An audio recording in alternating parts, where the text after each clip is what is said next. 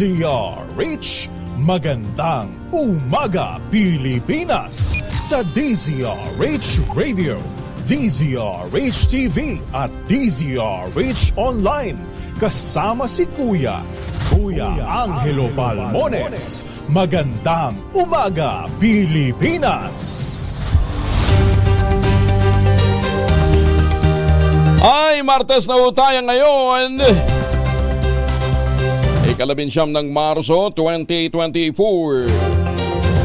Sa ulo ng ating mga balita, amihan matatapos na. Nako, mas mainit daw na panahon maaasahan.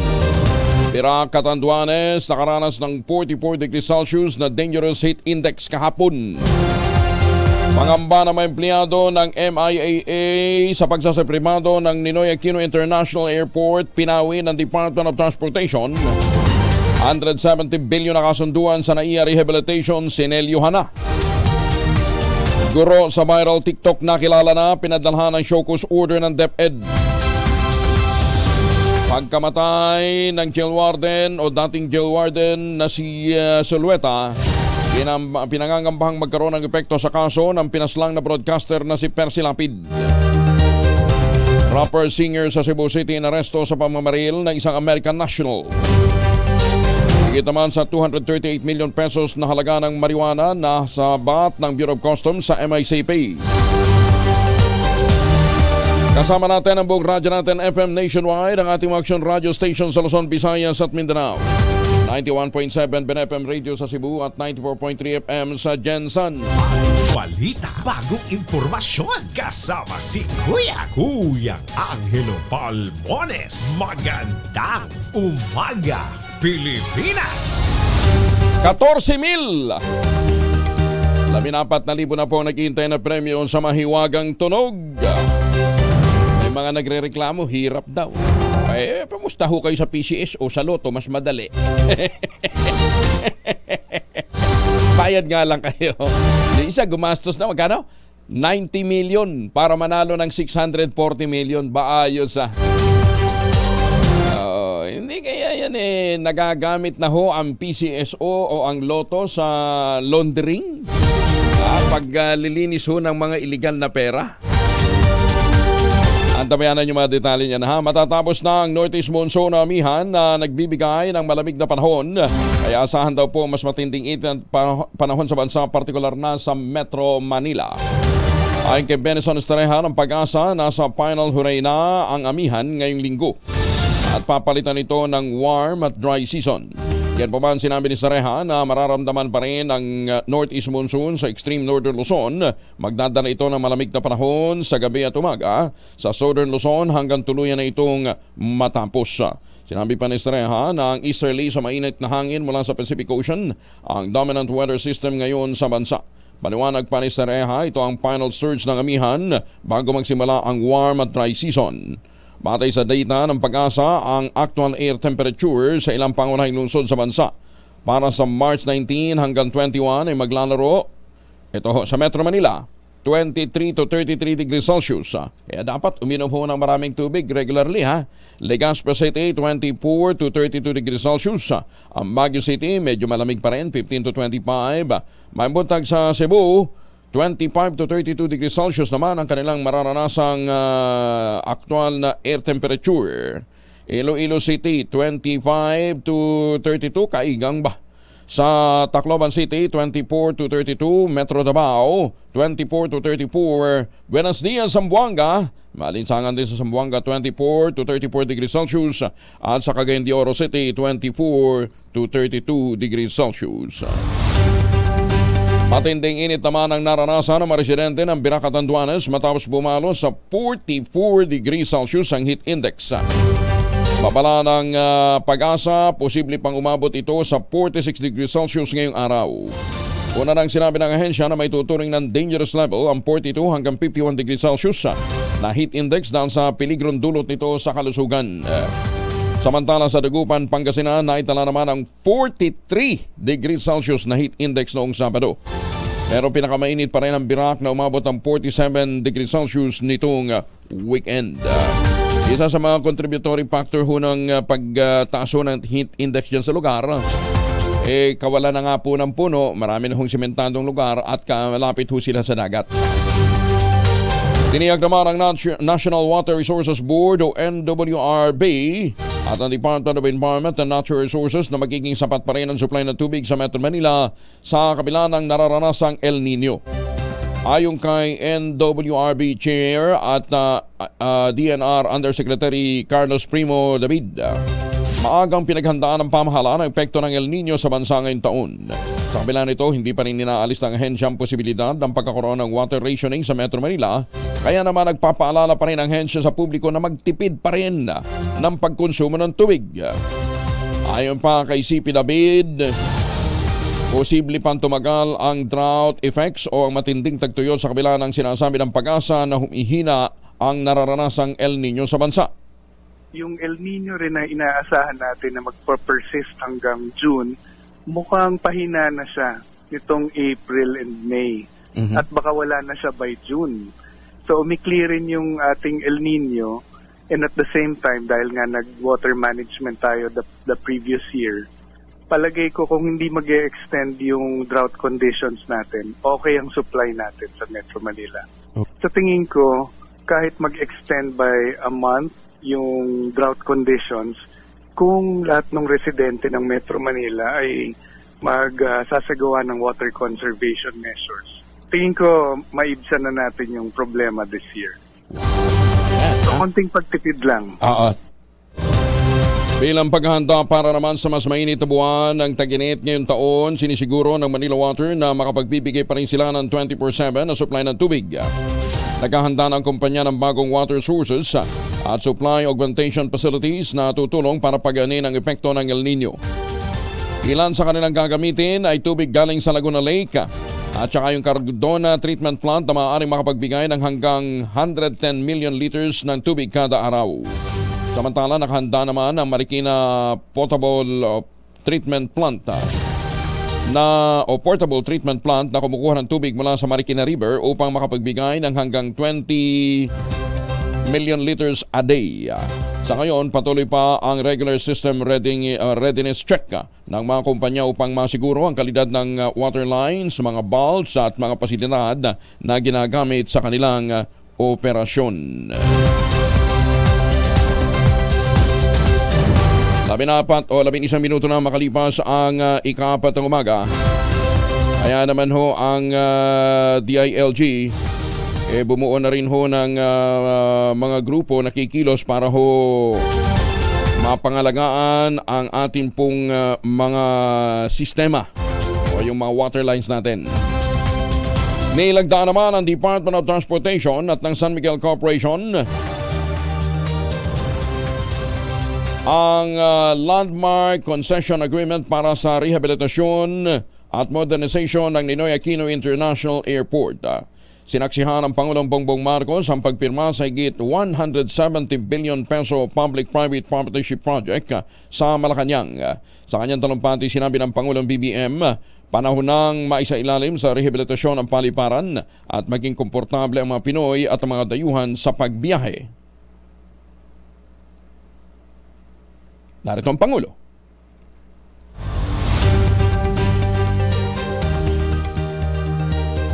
Let us be reminded that the bottom line of the Manila International Airport's resurgence is not what it will bring to the coffers of government, but the comfort it will bring to its passengers. So, I urge the San Miguel Corporation and Company Consortium to fulfill its commitments to this PPP project. This undertaking is not just about revenues that will be remitted to Treasury alone, but resources invested in the airport, and in many ways, it is an investment in our future. Sa ilalim ng proyekto, target na maitaas sa 60 million ang mga pasahero ng NAIA kada taon mula sa kasalukuyang 32 million. Pinuri naman ni Speaker Ferdinand Martin Romualdez ang paglagda sa 170.6 billion peso public-private partnership concession agreement para sa rehabilitasyon ng NAIA. Ayon kay Romualdez, tutugunan nito ang pagtaas ng demand ng mga lokal at mga dayuhang biyahero. Sinabi pa ni Romualdez na pagpapakita ng sabing proyekto ng komitment ng administrasyon ng Pangulong BBM na lalong palaguin ang transportation infrastructure ng bansa. Kinilara rin ni Romualdez ang tulungan ng administrasyon at ng Pangulong Marcos gayon din ang pribadong sektor upang may sakatuparan ng mahahalagang proyektong magpapaganda sa serbisyo ng NAIA. Nangako naman si Romualdez na susuportahan ng Kamara ang matagumpay na implementasyon ng proyekto. Sisiguraduhin ang transparency at titiyaking makikinabang din dito ang publiko. Kasama ng Pangulong BBM si Speaker Romualdez sa pagsaksi sa paglagda ng Department of Transportation at ng San Miguel Corporation sa concession agreement sa Malacanang. Tiniyak naman ni Transportation Secretary Jaime Bautista hindi tataas ang terminal fees sa NAIA hanggat hindi nakikita improvement sa paliparan. Naniniwala si Bautista na aabuti ng 1 o hanggang 2 taon pa bago makita ang mga upgrades sa main international gateway ng Pilipinas. Ayon sa kalihim, dapat sumunod ang San Miguel Corporation, SAP and Company Consortium sa mga itinakdang panuntunan ng gobyerno para mapahusay ang travel experience sa NAIA. Kabilang sa higit na 170 billion public-private partnership agreement ang expansion ng infrastruktura ng NAIA na tinatayang nagkakahalaga ng $2.5 billion. Bagay, no, pag pumunta ka sa ibang bansa, nakakahiya na talaga yung sitwasyon ng ating paliparan. Although, mangilan-ilan lang naman yung talagang outstanding, di ba? Huwag mo ikukumpara sa Singapore. Ang layo na ng Singapore. Walang dapat ikabahala ang mga empleyado ng Manila International Airport Authority sa pagsasipribado ng Ninoy Aquino International Airport. Sinabi ni Transportation Secretary Jaime Bautista na ang NAIA o ang MIAA pa rin ang mga ngasiwa para sa operasyon ng NAIA. Alam mo, meron naman talagang mga employees na maiiwan sa NAIA. No? Dahil yung MIA, Manila International Airport Authority, dahil they will continue to have the oversight function over the operations of the airport. Sa ngayon, ang MIAA ang nag-ooperate at namamahala sa mga aktibidad ng Ninoy Aquino International Airport. Ngunit sa pamamagitan ng ikinakasang kasunduan sa San Miguel Corporation, mahahati na sa kanila ang naturang responsibilidad sa paliparan. Kasi ngayon, ang MIA ay operator and regulator at the same time. So, pag-ihiwalayin natin yung function na yan, yung private sector will be the operator, MIA will be the regulator. No?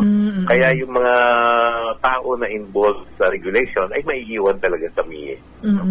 So, yung mga ayaw sumama sa operations, pwede silang mag-stay doon sa regulatory agency which is MIA. Ayan. At least basta ang importante dito, mapaganda ho yung airport na. Bagay, ang Clark International Airport, napuntahan niyo na ba? Ganda na, ha? Plano naman ng Saudi Arabia na magtayo ng $33 billion na floating city sa Red Sea. Tatawagin itong Oxagon Port and Logistics Hub, ang magiging pinakamalaking floating structure sa buong mundo. Wala ba tayong picture nito, Giselle? Bahagi ang ng NEOM Development ng Saudi Arabia para sa Vision 2030. Ito pong Oxagon, 33 times ang laki nito sa New York City at octagonal ang hugis. Magkokonektahin ang floating city ng maliliit na kanal at magkakaroon din ng cruise terminal at oceanographic research center. Bagaling. Lupit, oh. Alang reclamation na ginawa dyan, ha. Floating, oh. Kaganda, no? Tsaka alam ba ninyo na marami-raming mga Pinoy engineers ang nagtatrabaho dyan ngayon? Nakakaingit naman. Hindi, mamaya. Yan. Oh, di ba? Ganda, no? Sa Saudi Arabia yan. Panibagong nila yan. Tourist destination pagka nagkataon, di ba? Dubai din, di ba? Ganda na sa Dubai. Ay, kakaingit. Dito ho sa atin, para lang masawata ang problema sa daga at saka sa surot. Ayan, pumasok ng San Miguel. Ay mga misis, amoy araw ba si Bunso pag-uwi galing na eskwela dahil yan sa germs sa katawan nila? Para labanan ng amoy araw at amoy pawis, gumamit ng Shield Bath Soap regularly. Ang Bitabalon Shield sa paglaban sa germs versus another brand may shea butter, pampalambot ang kuti sa presyong abot kaya 12.50 SRP. Kaya mga misis, challenge yun, subukan ng Shield Bath Soap. Galit sa sakit, may malasakit, sulit na sulit. Aba, ang Viva Big Boss pa lang si Vic Rodriguez.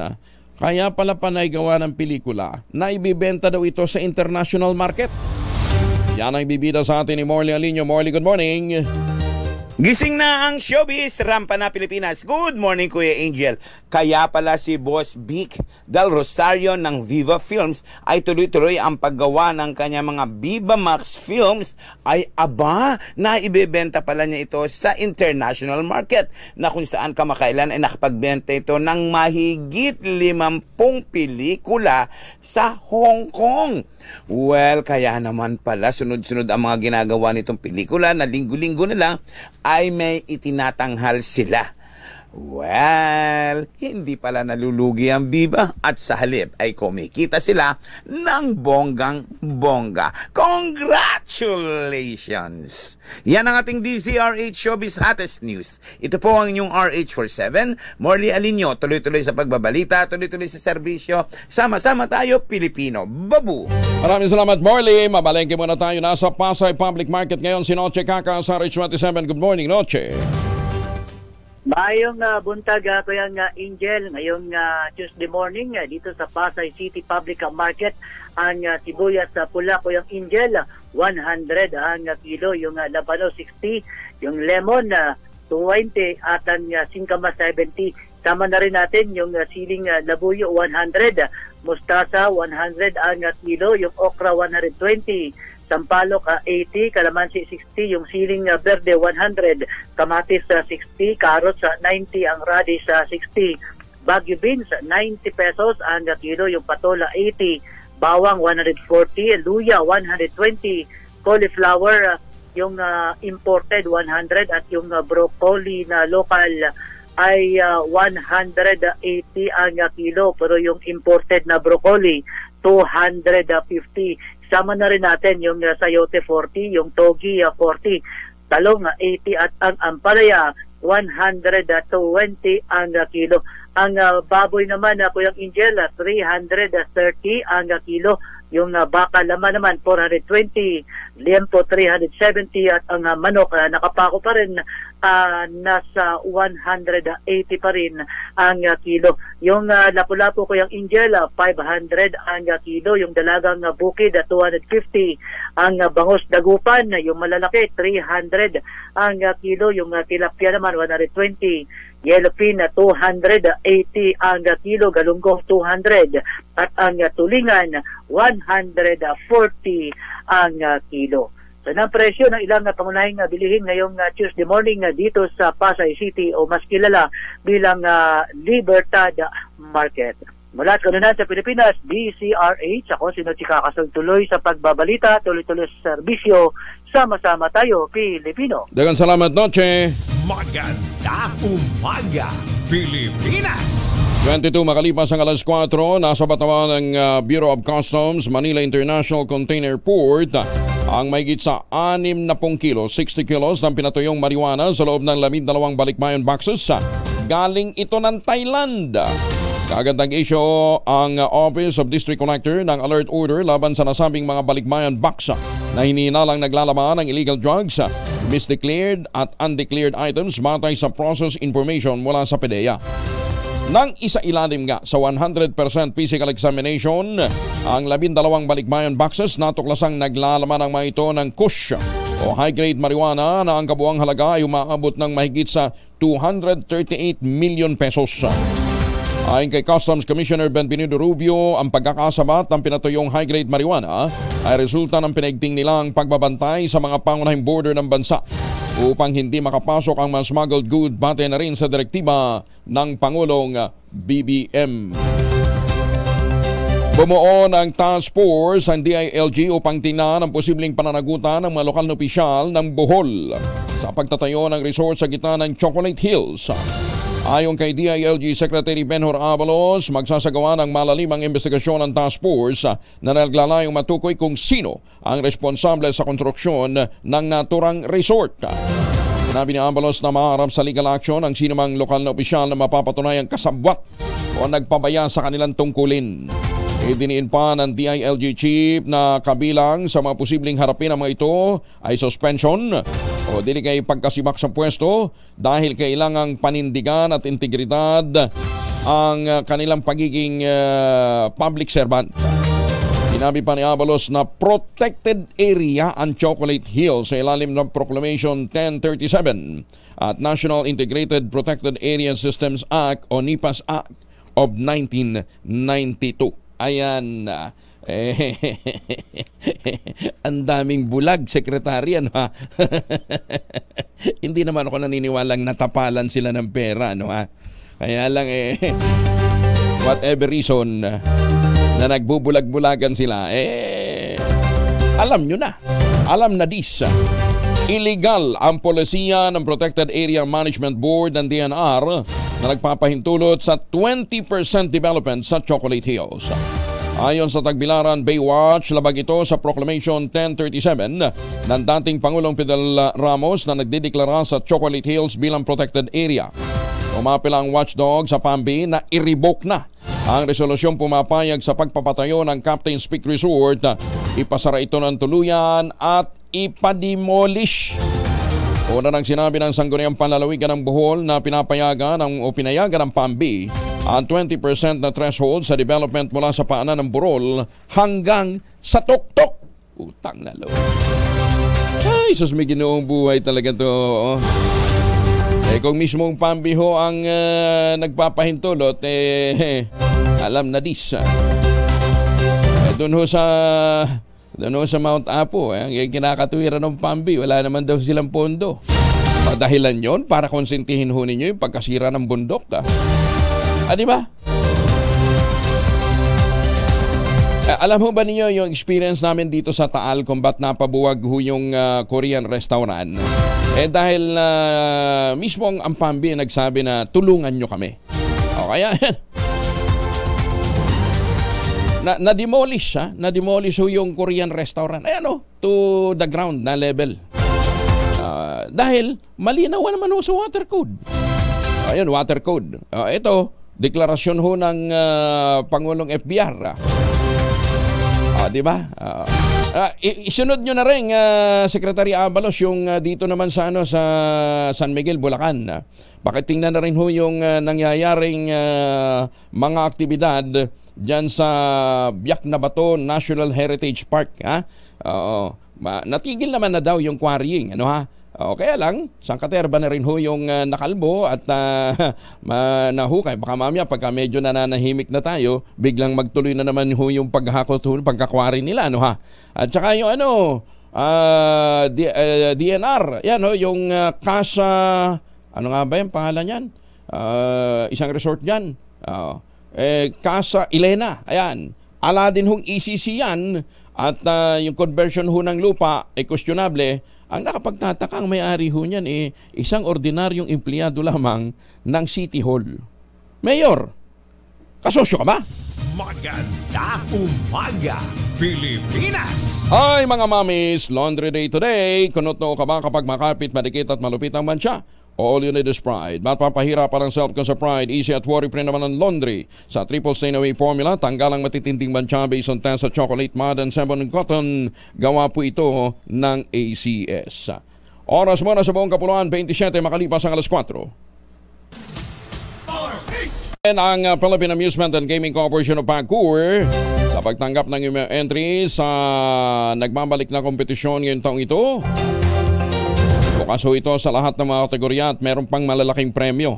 Ang tema po ng Pagcor Photo Contest 2024 ay Harvest Time. Naglalayong ipakita ang lakas, ang pagkatao, presensya at pagsusumikap ng mga Pilipino sa bukid na kadalasang ginagantimpalaan ng masaganang ani at kasiyasiyang buhay. Sinabi ni Pagcor Chair Al Tenco, ang photo contest ngayong taon ay nagtatangpok din ng bagong kategorya. Ito nga po yung drone category, Para naman makita ho natin yung mga aerial shot. Nabi ni Tenko, nakakaiba ang kanilang photo contest dahil dinagdagan nilang premyo. Mas malaki na ho yung cash prizes. At mas marami syempre ang mananalo ngayong taon sa mga tatlong kategorya. Hanggang July 31, 2024, maaaring tumanggap ng mga entry sa www.pagcor.ph/photocon2024. Ayon po kay Chairman Tenko, ang tema ng patimpalak ngayong taon ay nagbibigay pugay sa mga magsasaka, sa mga nag-aalaga ng hayop, mga magsasaka ng bulaklak at aquaculture, mangingisda at iba pang mga tumutulong para matiyak ang seguridad ng pagkain hindi lamang para sa kanilang pamilya kundi para sa bansa. Bangkay naman ng 2 taong gulang na bata na nalunod sa irrigation canal sa Tayum Abra natagpuan na. Detalye na balita mula kay Romy Gonzalez sa Rich 41. Naimbag na bigat kada kayo amin sa ating mga kababayan dyan sa Norte, Romy. Bangkay na nang matagpuan sa isang irrigation canal ang 2 taong gulang na batang lalaki na iniulat na nawawala nung linggo ng umaga sa ganda ni Tayum Abra. Nakilalang biktima na si Prince Wayne German na residente sa barangay Gadani Tayum Abra. Huling nakita ang bata ng tinawag ng kanyang lola para hugasan ang madumi nitong paa. At mula noon ay di na nagis na ng bata kaya nagpasaklolo ang kanyang kaanak sa pulisya. Pagkatapos ng ilang oras na paghahanap, nagpasya ang mga pulis at opisyal na barangay na tanggalin ng tubig sa irigasyon. At pagkatapos na na-drain ng tubig, tumambad ang katawan ng bata na wala ng buhay. Posible nang nadulas ang bata sa irrigation kanal na dahilan ng kanyang pagkalunod. Mula sa kauna-unan sa Pilipinas, DZRH, ito si Romy Gonzalez, tuloy-tuloy sa pagbabalita, tuloy-tuloy sa serbisyo, sama-sama tayo, Pilipino. Maraming salamat, Romy. Just Gina. Dahil naman sa selos, 10 taong gulang na bata, pinagtatagan ng tatay. Tapos nag-suicide. Detalye na balita mula kay Jun Soter mula sa Action Radio Davao. May buntag, Jun. Patay ang 10 anyos na si alias Dudong matapos tagain sa liig ng sariling ama na si Norgid Impik Patubo sa kailang tahanan sa Purok 12, Sitio Kimasug, Barangay Barilog, Davao City, pasado alas 11 ng gabi. Ayon sa investigasyon ng Marilog Police Station, nakita ng 16 anyos na babae na kapatid ng biktima ang nangyari kung paano tinaga sa liig ang biktima kaya tumakbo siya palabas dahil sa takot. Makalipas ang ilang oras, nakita na lamang ang ama na wala nagbuhay matapos nagbigti sa isang gymnasium na hindi kalayuan sa kanilang bahay. May nakitang papel na pinaniwala ang sulat kamay ng suspect na naglalaman na mahal niya ang kanyang asawa, ngunit bakit ito nagtaksil at isasama niya ang anak na lalaki sa kanyang pagpakamatay at humingi siya ng tawad sa anak na babae. Dagdag pa sa anak na si Mary Chin, bago nangyari ang krimen, narinig pa niya na nag-away ang kanyang magulang habang nag-uusap sa cellphone. Kaya lumalabas sa investigasyon ng mga otoridad na selos ang naging dahilan sa pangyayari kung saan ang 36 anyos na asawang si Mericor ay 4 na taon na nagtatrabaho sa Saudi Arabia. Mula sa Action Radio Davao, Jun Soter para sa kauna-unahan sa Pilipinas, DZRH. Tuloy-tuloy sa pagbabalita, tuloy-tuloy sa serbisyo. Sama-sama tayo, Pilipino. Salamat, Jun. Bypass operation naman sa Balungaw. Aba, meron pang gun runner, ha? Kaya lang, nauwi ito sa armed encounter. Detalye ng balita mula kay Freddy Pajardo, Aris 38. Freddy. Hindi na umabot ng buhay ang suspect na kinilalang si Romnick Remobles, nasa Ostong Gulang at residente ng Cuyapo, Nueva Ecija. Sa ulat ni Balungaw Chief of Police Major Jimmy Paningbatan, alas 6:30 ng gabi nagsagawa ng bypass operation ng kanilang tropa sa Barangay San Miguel laban sa suspect kung saan isa sa kanilang tauhan na nagkunyaring bibili ng baril dito, at pagdating sa lugar ng tagpuan sa Barangay Road ng Barangay San Miguel, kapwa na bumaba sa inang kasang motorsiklo ang suspect at ang nagkunyaring buyer, subalit nakahalatang pulis ng kanyang katransaksyon, tagad nitong pinaputukan. Dito gumanti na rin ang putok ang mga pulis na nakaabang na sa lugar. Mabilis na tumakas na sakay ng motorsiklo ang kasama ni Remobles. Nadala pa ito sa paggamutan sa bayan ng Rosales kung saan idineklarang dead on arrival na ng mga doktor. Nasamsam sa nasawi ang hawak pa nitong caliber 9mm na baril na may 4 pang bala, at na-recover din sa lugar ang isang basyo ng nabanggit na baril. Mula sa Action Radio Pangasinan, ito si Freddy Fajardo, tuloy-tuloy sa pagbabalita, tuloy-tuloy sa serbisyo, sama-sama tayo Pilipino. Salamat Freddy, masantos siya kabasanid si Kamin sa ating mga kababayan dyan sa Pangasinan. Magandang umaga, Pilipinas! 2.3 million pesos nalaga naman ang shabu at barel na kumpiska sa dalawang nadakip sa Maribeles, Bataan kagabi. Detalye mula kay Danny Kumilang, Aris 37. Danny, good morning. Yes, good morning Sir Angel. Matagumpay na nakumpiska ang mahigit sa 2.3 milyong piso na halaga ng shabu at baril sa dalawang individual na nasa kote sa sitio Di Mapalagay, Mountain View, Maribeles, Bataan, alas 10:20 kagabi. Naulat mula kay Maribeles Chief Police Lieutenant Colonel Joey Lito Orias, nagkasa ng drug by bus itong kanyang mga tauhan sa pangunguna ni Deputy Police Major Roger Pisinio na sa mga target na suspect na sina Peter Jan Balmaceda, 35 anyos, residente sa lugar, at alias Cedric, 28 anyos, isang call center agent na residente naman ito ng Barangay Alas Asin, Maribeles.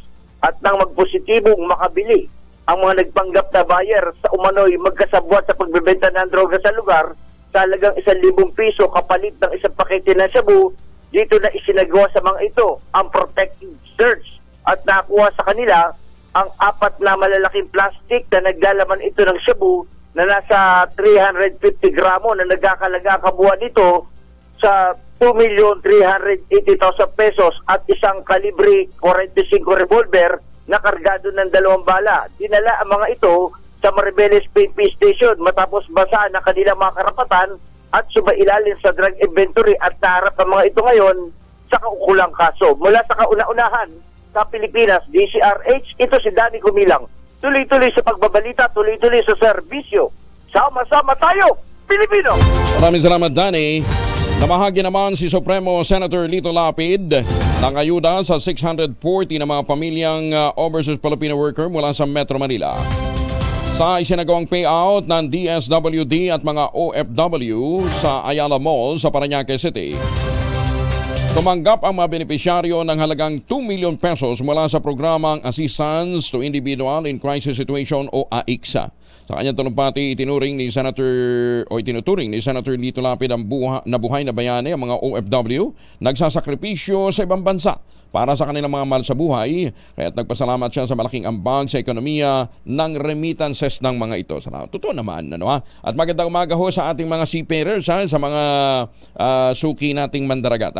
Ayon po kay Senator Lapid, patuloy na nakatutok ang kanyang opisina sa mga problema ng mga OFW at ng kanyang pamilya para mabigyan ng solusyon. Kamakailan, nagsulong naman si Supremo ng isang resolusyon para imbestigahan ng Senado ang questionableng pagkawala at pag-abandona ng mga balikbayan boxes ng ilang local at foreign cargo forwarding companies. Bagong balita, bagong impormasyon, kasama si Kuyang Angelo Palmones. Magandang umaga, Pilipinas! Hoy, dalawang formulation ng family alcohol na pwede natin pagpilian proteksyon ng pamilya laban sa mikrobyo. Yung family 70% ay isopropyl alcohol, especially prepared for clinics, hospital, pharmacies, laboratories, pero okay din po yan sa mga households. Very effective sa disinfection at sterilization. Ganyan ang bagsik ng family 70% ay isopropyl alcohol. Maghapon man natin gamitin, no problem. Hindi po manunuyo ang ating mga kamay dahil meron naman itong moisturizer. Yun namang mabangong family wrapping compound improved alcohol. Ayan po yung mabangong isopropyl alcohol na ginagamit ng mga masahista, mga barbero, mga doktor, mga nurse, mga komadrona for sponge bathing and other cleansing purposes. Family wrapping alcohol parang DCRH, subok na sa mahabang panahon. Mabibili sa namang butik at convenience stores nationwide. Family wrapping alcohol, hindi lang pampamilya, pang sports pa. MILF is implementing panel chair Muhaker Iqbal naglabas naman ng kanilang opisyal na statement kaugnay ng nangyaring ambush sa mga sundalo sa Dato Hopper, Maguindanao del Sur. Detalye ng balita mula kay Jun Di Bakuta, Aris 19. Assalamualaikum, Jun. Alaikumussalam, Kuyang Angel. Nagpalabas na rin ng kanilang opisyal na pahayag ang MILF kaugnay sa naganap na pananambang sa mga sundalo sa Barangay Tuayan, Dato Hopper, Maguindanao del Sur nitong umaga ng Linggo. Sa pahayag mula kay MILF Peace Implementing Panel Chairman Muhaker Iqbal, nakasaad sa press statement nito ang pakikidalamhati niya in behalf of the Moro Islamic Liberation Front o MILF. Pinapaabot nito ang kanilang taos-pusong pakikiramay sa mga naulilang pamilya, sa mga kaibigan at maging sa sa mga kapwa sundalo ng mga namatay. Ayon kay Iqbal, mariinilang kinukundina ang act of violence na ito sa panahon ng Holy Month of Ramadan na dapat umano ay nakatuon ang lahat sa kung papaanong makatulong na mapanatili ang kapayapaan at reconciliation. Tinagurian ni Chairman Iqbal ang insidente bilang act of terror na hindi umano sumasang-ayon sa turo ng Islam o sa prinsipyo ng kapayapaan na pinagsisikapan ng Bangsamoro government at ng MILF na mapanatili. Tinitiyak naman ni MILF Peace Implementing Panel Chairman Muhagir Iqbal na nananatili ang MILF sa pamamagitan ng BARM na mapatupad ng tuloy-tuloy ang hustisya, kapayapaan at seguridad sa patuloy na pakikiisa nila sa Philippine government at sa lahat ng mga stakeholders na ma-address ang ugat ng mga karahasan at ng terorismo. Hindi umano hahayaan ng MILF at ng BARM na ang gawaing ito ng iilan ay makakaapekto sa pinaghirapan at pinagpagurang bunga ng peace process sa Mindanao. Samantala, sa panayam naman ng DZRH kay 601st Brigade Commander Brigadier General Oriel Pangkog, sinabi nitong nakafocus ang military combat operations sa Dawla Islamiyah BIFF Bungos Faction sa SPMS Bax sa Maguindanao del Sur. Mula sa Kononahan sa Pilipinas, DZRH, ako si RH19, June Dimakutak, tuloy-tuloy sa pagbabalita, tuloy-tuloy na serbisyo, sama-sama tayo Pilipino. Sokran June, upang matiyak naman ang kaligtasan ng mga pasyente at staff ng Philippine General Hospital, inatasan ni Interior and Local Government Secretary Benhur Abalos ang Bureau of Fire Protection na magsagawa ng komprehensibong inspection sa electrical system ng ospital. Ang direktiba ay ginawa ni Abalos ng personal na bumisita sa health institution upang tignan ang kalagayan ng mga pasyente at mga health worker na apektado ng sunog noong nakaraang linggo. Inatasan din ni Abalos si Bureau of Fire Protection NCR Regional Director Nahum Taragosa. Simula na ang electrical system at connection inspection. Pinuri naman ang kalihim ang mga opisyal at mga tauhan ng PGA sa kanilang mabilis na pagresponde at paghanda sa insidente ng sunog at naging ligtas ang lahat ng mga pasyente nito. Menor de edad patay naman matapos na malunod habang naliligo sa bayan ng Isabela, Negros Occidental. Detalye ng balita mula kay Rex Cantong, RH46. Mga aga-Rex. Patay ang isang minor de edad matapos nalunod habang naliligo sa ilog ng Hacienda Antulanga, Barangay Tinungan, Bayan ng Isabela, Negros Occidental. Ayon kay Police Captain RG Dangarang, hepe ng Isabela PNP Station, ang biktima ay isang estudyanteng lalaki, 16 anyos, residente ng Proxais, Barangay May Tubig ng nasabing bayan. Dagdag pa ni Dangarang, naliligo sa ilog ang biktima kasama pang ibang mga estudyante nang nangyari ang pagkalunod nito. Dinala pa ang biktima sa Ignacio Lacson Arroyo Memorial District Hospital, subalit idineklara ang dead on arrival ang biktima. Mula sa Aksono Radyo Bacolod, ito si Rex Cantong, tuloy-tuloy sa pagbabalita, tuloy-tuloy sa serbisyo, sama-sama tayo Pilipino. Magandang umaga, Pilipinas! Damong salamat Rex at magandang umaga sa mga suki natin dyan sa Hong Kong, sa Taiwan. Magandang umaga din ho sa mga Pilipino dyan po sa Las Vegas, Nevada at sa mga suki natin dyan sa Canada. Hoy, huwag niyong kalimutan ha, kahit nandyan ho kayo sa abroad, tangkilikin pa rin natin ang gawang atin dahil ito pong tangerine chocolate ha. Local pero world class ang dating, packaging at saka lasa. Ang tangerine chocolate po ay produkto ng mga magniniyog, mga magsasaka dyan po sa lalawigan ng Quezon sa tulong po ni Dr. Helen Tan. Yung pong mga magagandang planting material na kakao galing Davao, hinakot po yan, dinala ho dyan sa Quezon, itinanim sa ilalim ng mga nyugan. Kaya ngayon hindi na lamang sila umaasa sa kopra. Meron na ho silang mga matataas na dekalidad na kakao beans, ano ha? Matataas ang quality na kakao beans na ipinoprocess para maging tangerine chocolate. Available sa 0919-095-5935. Ngayon, kung i-check ho ninyo, may 10 variants po ng tangerine chocolate, pwede po sa tangerinechocolate.ph. Ang sabi nga po ni Dr. Helen Tan, sino bang magmamalasakit sa Pilipino kundi kapwa Pilipino? Kaya tangkilikin po natin ang gawang atin. Sabi nga ni Dr. Helen Tan, pag pinapalakas ho natin ang loob ng mga magsasaka, lumalakas din po ang ating ekonomiya. Pagsasa pribado ng power electric distribution sa Central Negros, suportado naman ng mga consumer. Detalye ng balita mula kay Raymond Edpaan sa RH28. Raymond. Nagpahayag ng suporta ang iba't ibang mga consumer groups sa Central Negros sa pagsasapribado sa kanilang electric power distribution. Hiniling ng mga itong pagkalooban ng prangkisa ang Negros Electric and Power Corporation o NEPC na siyang papalit sa Central Negros Electric Cooperative o Seneco. Ayon kay Jesbin Duday, ang chairperson ng Parents of Purok Riverside Incorporated, pinagkaitan sila ng Seneco ng sapat na supply ng kuryente dahil palaging brown out sa kanilang lugar.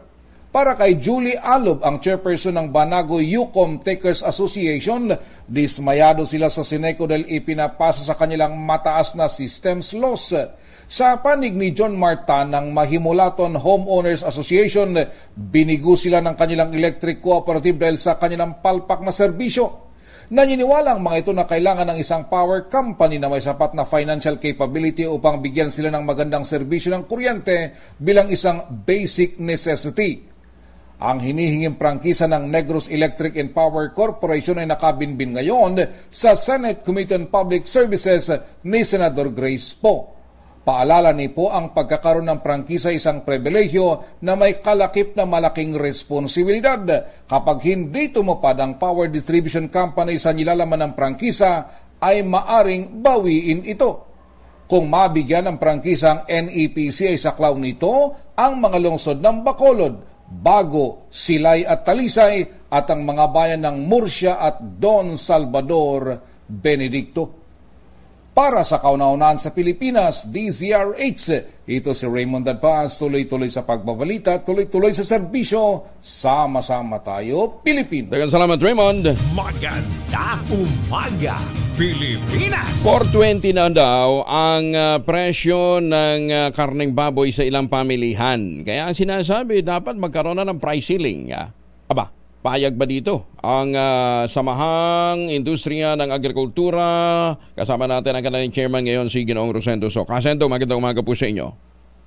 Yeah, morning, kahit yan, magandang umaga. Umabot ba talaga ng 420 na per kilo? Yung report na may nagtaas ng ganun. Pero so far, yung average na sa 370. Yun ang presyo na nakita natin. 37, mataas pa rin.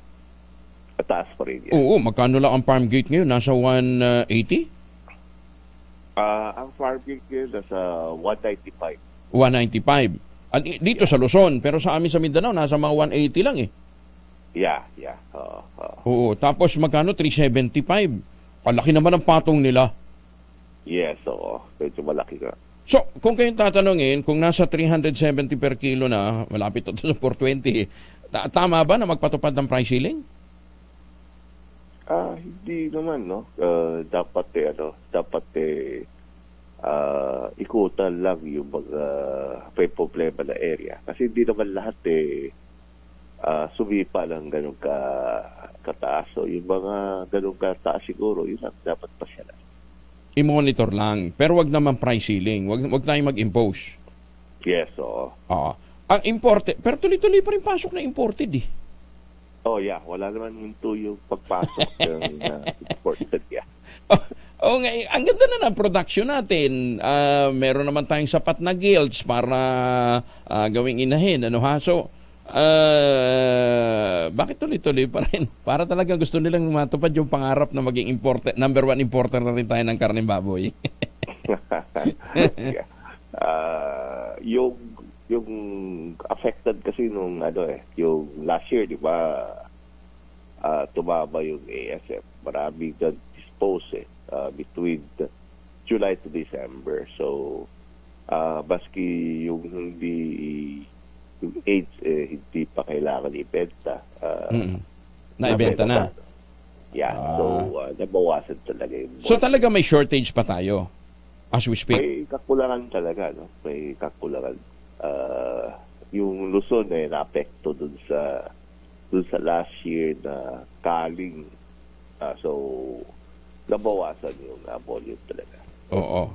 Ganong kukulangan natin? Siguro hindi, in-import natin ng 2022, mas umabot tayo ng almost 40% na at that time. Okay. So ganyan siguro, nasa 30% ang kakulangan natin. 30% pa? Malaki pa. Oo, malaki pa. Hindi kaya ampunan ng mga stock na nanggagaling sa Visayas at Mindanao? Hindi kaya kasi tuloy-tuloy naman ang ating production pero kulang pa rin dito tayo sa Luzon. Magkano ba yung imported? Mahal din kasi mahal din naman ang feeds nila mahal din ang imported, no? Pero hindi ganun ka laki sipa dati kasi yung area ng Europe tumaas din yung presyo, no? Kung makita natin yung dating dumadating na joules ganun, 90 cents, umabot na rin ng 150 and $1.50, diba? So malaki rin tinaas ng imported. Anong initiative to increase the backyard? Medyo sa ngayon naka-hold pa rin talaga dahil dun sa vaccine wala pa, no? So hirap pagka sa backyard talaga na increase yung production. Okay. So basta ang sinasabi nyo, wag na mag-price ceiling muna. Hindi kailangan ang price ceiling. Okay? Yeah, hindi naman kailangan yung price ceiling. I-monitor lang yung anong market yung ganong kataas. Kasando, maraming salamat. Magandang umaga po sa inyo. Thank you. Thank you, maraming salamat. Si Ginoong Rosendo So ng grupong Sinag. Maganda umaga, Pilipinas! Critical naman ang isang motorcycle rider matapos na pagbabarilin ng kapwa rider sa Barangay 146 sa Caloocan City. Batay sa kuha ng CCTV, una nang nakatambay ang suspect sa lugar habang nakasuot ng full face helmet at na iba pang pantakip sa mukha bago pa man dumating ang biktima na si Aladin Pondales, 37 anyos. Maya-maya lamang lumipat ito ng pwesto at bigla na lamang nakita sa CCTV ang pagtumba ng isang motorsiklo sakay ang biktima. Dali-daling tumakas sa suspect habang pinagtulungan naman ng ina ng biktima at ng ilang residente sa lugar ang pagbuhat kay Pondales upang ito'y maisugod sa ospital. Sa ngayon, patuloy pa ang investigasyon ng Caloocan City Police upang alamin ang motibo ng pamamaril sa biktima. Mukhang yung biktima ay rider yata ng Move It. Move It, ano? Oo. Move It. Kuha doon sa video, Ivan taga Move It. Anong ginagawa ngayon ng Move It yan? Yung namarel, taga Move It din? Walang pero taga Move It. Anong ginagawa ng Move It ngayon? Ano ng tulong namang ibinibigay ng Move It dito sa pamilya ng rider, ng biktima, Anyway, at tingnan natin, ang namarel yung taga Move It. Yung biktima, hindi. Taga-Move It yung namaril. Uy, delikado to. Baka mamaya yung mga taga-Move It baka may mga nahahire ang Move It na gun for hire. Hala. Dapat talaga ma-check din natin to, ha? Kasi sila yung pinapahintulutang magsuot-suot ng helmet ng gano'n. Baka naman, pero imposible naman kung talaga objective nito mamaril Pero palagi ko away lang talaga. Anyway, ang hintayin natin, anong gagawin ng Move It dito po sa insidenteng ito ng pamamaril ng kanilang mismong rider. Maganda umaga, Pilipinas! Ay, teka muna nakikiramay nga pala tayo sa pagpanaw ni Ginoong Mario Velasquez, kapatid ito ni Ka-Opet, ni Opet Velasquez. Ang kanyang labi para ho sa mga kaibigan, kakilala at mga kagolf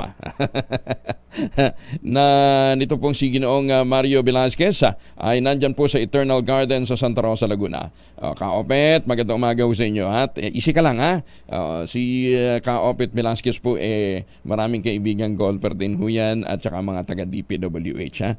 Doon sa mga kaibigan natin dyan sa DPWH, nakikiramay din ho tayo. Nagpahayag din po sila ng pakikiramay sa pagpanaw po ng kapatid ni Ka-Opet Velasquez na si Mario Velasquez. Bilib ako dito sa samahan ng magkakapatid na ito Ka-Opet easy ka lang Samantala, inaanyayahan naman ho ang lahat para sa 30th founding anniversary ng Dugong Alay Dugtong Buhay.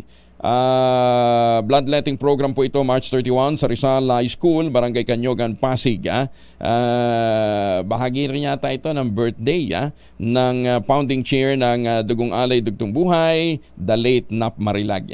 Kita naman ninyo si Nap Marilag.